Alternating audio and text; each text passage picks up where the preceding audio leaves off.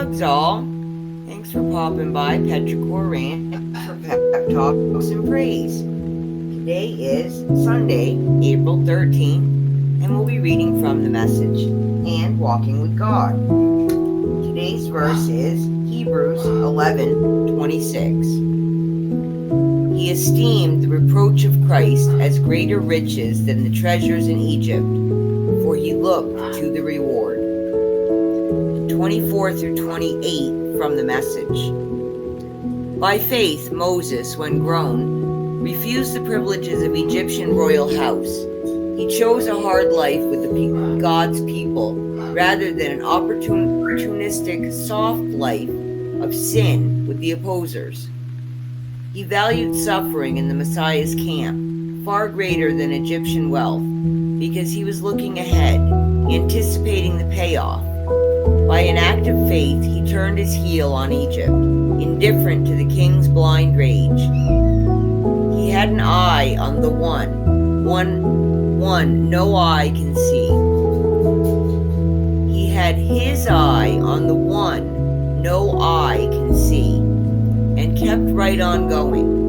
By an act of faith, he kept the Passover feast and sprinkled Passover blood on each house so that the destroyer of the firstborn wouldn't touch them. And from Walking with God, a matter of perspective. Most of the anxiety we experience in life has to do with the future, the unknown. Even if we are going through something difficult right now, we still think of the future. We wonder, how long is this going to last? How is this going to change my life? How can I keep this from happening again? When it comes to the future, there are only two ways to approach it. Sorry, my parents are being very obnoxious tonight. When it comes to the future, there are only two ways to approach it: with faith or with fear. When Moses grew up in the lap of luxury in Egypt, every day he watched his Hebrew brethren suffer as slaves. He had to make decisions about his future. By faith, he forsook Egypt, not fearing the wrath of the king. Hebrews 11:27, emphasis added. Why? Because he looked to the reward. Hebrews 11:26.